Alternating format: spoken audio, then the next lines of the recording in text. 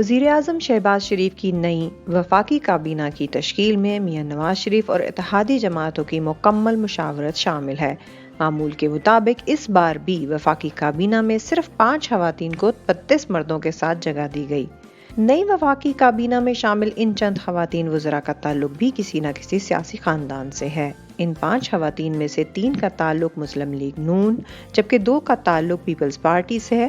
آئیے ان کی زندگی کا مختصراً جائزہ لیتے ہیں۔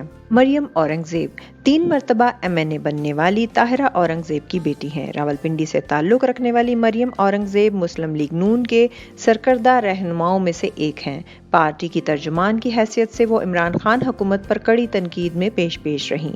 وہ پہلی مرتبہ 2013 کے عام انتخابات میں مسلم لیگ نون کی امیدوار کی حیثیت سے قومی اسمبلی میں خواتین کے لیے محسوس نشست پر رکن منتخب ہوئیں۔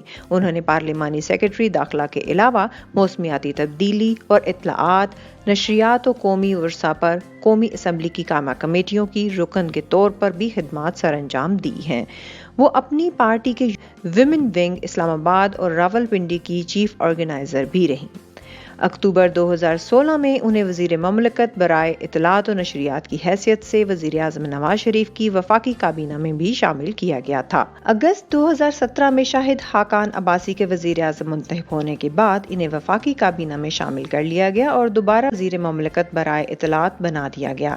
اپریل 2018 میں ان کا مرتبہ بڑھا کر انہیں وفاقی وزیر بنا دیا گیا۔ 2 جون 2018 کو انہیں مسلم لیگ نون کی باضابطہ ترجمان مقرر کر دیا گیا۔ 2018 کے عام انتخابات میں وہ پنجاب سے خواتین کی محسوس نشست پر دوبارہ قومی اسمبلی کی رکن منتخب ہوئیں۔ شاعری رحمان سابق صحافی اور ایڈیٹر شاعری رحمان کا اصل نام شہربانو رحمان ہے، مگر وہ اپنی کنیت یعنی شیری کے نام سے جانی جاتی ہیں۔ انہیں 15 مارچ 2018 کو ایوان بالا سینٹ میں پاکستان کی پہلی خاتون قائد حزب اختلاف بننے کا اعزاز حاصل ہے۔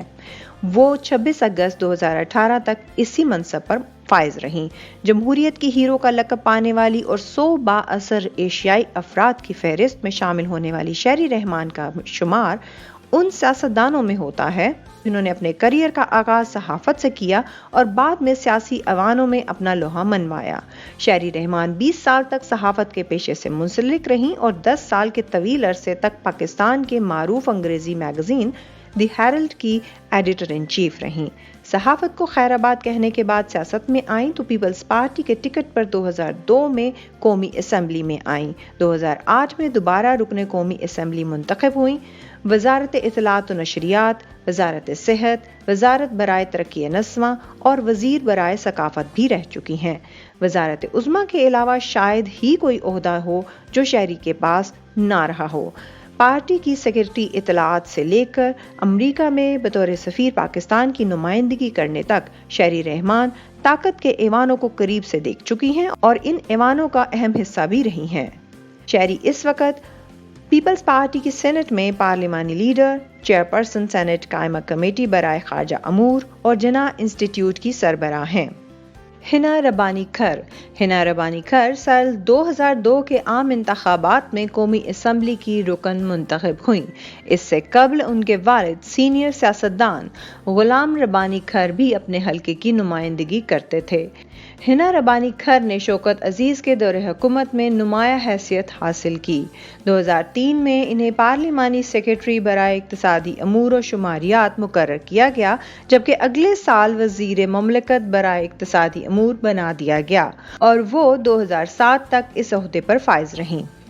ویب سائٹ پاک ووٹرز کے مطابق 2005 میں پاکستان کے شمالی حصے میں آنے والے ہولناک زلزلے کے بعد وہ وزیر مملکت کی حیثیت سے بین الاقوامی امدادی اداروں اور فلاحی تنظیموں کے ساتھ مل کر کام کرتی رہیں اور Turkmenistan, Afghanistan, Pakistan Bharat pipe line کے منصوبے میں بھی کام کیا۔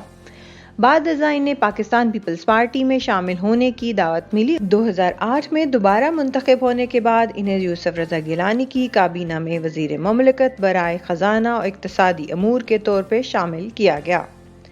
11 फरवरी 2011 को यूसुफ रजा गिलानी की काबीना में ही इन्हें वजीर ममलकत बराए अमूर खारजा मुकर्रर कर दिया गया। वो 5 माह तक कायम मुकाम वजीर खारजा के तौर पर काम करती रहीं, जिसके बाद 18 जुलाई को इन्हें वफाकी वजीर खारजा बना दिया गया। 19 जुलाई को उन्होंने इस ओहदे का हलफ उठाया और यूं दुनिया की पहली सबसे कम उम्र खातून वजीर खारजा बन गईं।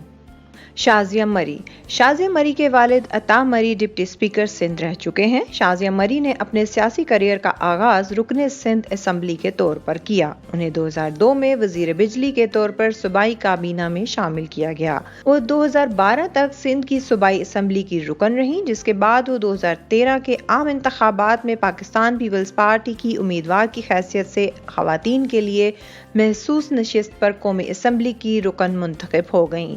2018 के आम इंतखाबात में वो अपने हलके से PPP की उम्मीदवार के तौर पर दोबारा कौमी असम्बली की रुकन मुंतखब हुई।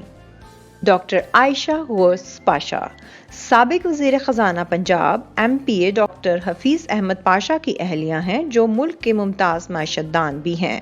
आपने कराची यूनिवर्सिटी से BA ऑनर्स, MA इकनॉमिक्स और इकनॉमिक्स में मास्टर्स ऑफ अप्लाइड साइंसेस की डिग्रियां हासिल की। आयशा पाशा ने 1991 में लीड्स यूनिवर्सिटी बरतानिया से इकनॉमिक्स में PhD किया। वो हुकूमत के कई महकमों में बतौर टेक्निकल एक्सपर्ट मुंसलिक रही हैं। आप पाकिस्तान में 2 अहम थिंक टैंक्स बशमूल सोशल पॉलिसी और डेवलपमेंट सेंटर कराची और institute of public policy BNU Lahore की सरबराह रही हैं।